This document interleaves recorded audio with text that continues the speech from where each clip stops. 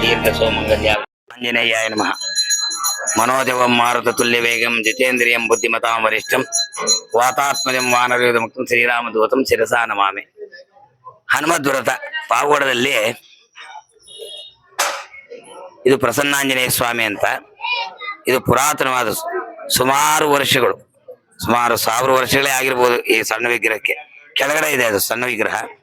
ಅದರಲ್ಲಿ ದಶಾವತಾರಗಳಿಂದ ಮೊದಲುಗೊಂಡು ಸೀತಾಲಕ್ಷ್ಮಣ ಭರತ ಶತ್ರುಘ್ನ ನಮಸ್ವಾಮಿ ರಾಮಚಂದ್ರ ಸ್ವಾಮಿ ಪಟಾಭ ರಾಮಚಂದ್ರ ತಲೆ ಮೇಲೆ ಆಂಜನೇಯ ಸ್ವಾಮಿ ಹೊತ್ಕೊಂಡಿದ್ದಾರೆ. ಅದು ಸುಮಾರು ಪುರಾತನವಾದ್ದು. ಮೊದಲಿಂದಲೂ ಸಣ್ಣ ಗುಡಿ ಇತ್ತು.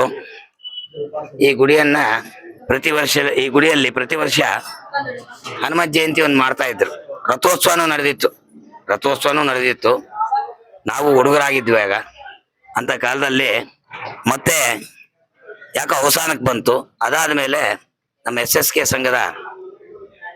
ಸಂಘದವರು ಇದನ್ನ ದೇವಸ್ಥಾನಕ್ಕೆ ಆಧೀನಕ್ಕೆ ತೆಗೆದುಕೊಂಡು ಮುಂದೆ ಬರೋ ಕಾರ್ಯಕ್ರಮಗಳೆಲ್ಲ ಕಾರ್ತಿಕ ಮಾಸ, ಮಾರ್ಗಶಿರ ಮಾಸ, ಧನುರ್ಮಾಸ ಮತ್ತು ಹನುಮದ್ ವ್ರತ, ಹನುಮನ್ ಜಯಂತಿ ಈ ವ್ರತಗಳನ್ನೆಲ್ಲ ಸಾಂಗೋಪಾಂಗವಾಗಿ ನಡೆಸ್ತಾ ಇದ್ದಾರೆ. ಇವತ್ತು ಹನುಮದ್ ವ್ರತ ಇಲ್ಲಿ ಬೆಳಗ್ಗೆ ನಿನ್ನೆಯಿಂದ ಪ್ರಾರಂಭವಾಗಿದೆ.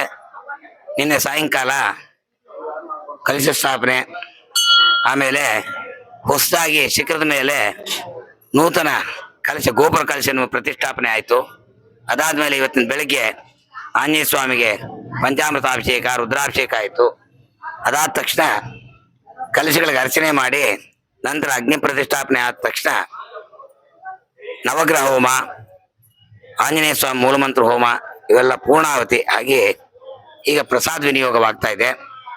ಇದು ಮತ್ತೆ ಈ ಸಣ್ಣ ವಿಗ್ರಹ ಇತ್ತು ಮೊದಲು. ಆಮೇಲೆ ಈ ಗುಡಿನೆಲ್ಲ ಸ್ವಲ್ಪ ನವೀಕರಣ ಮಾಡಿದಾಗ ದೊಡ್ಡ ವಿಗ್ರಹ ತಂದು ಪ್ರತಿಷ್ಠಾಪನೆ ಆಗಿ 10 ವರ್ಷಗಳಾಗಿದೆ. ಎಲ್ಲರೂ ಭಕ್ತಾದಿಗಳಿಗೆ ಬಂದು ಶನಿಮಾತ್ಮ ದೇವಸ್ಥಾನಕ್ಕೆ ಬಂದ ಭಕ್ತಾದಿಗಳೆಲ್ಲ ಇಲ್ಲಿಗೆ ಬಂದು ದೇವರ ದರ್ಶನ ಮಾಡ್ಕೊಂಡು ಹೋಗ್ತಾ ಇದ್ದಾರೆ. ಶುಭಮಸ್ತು.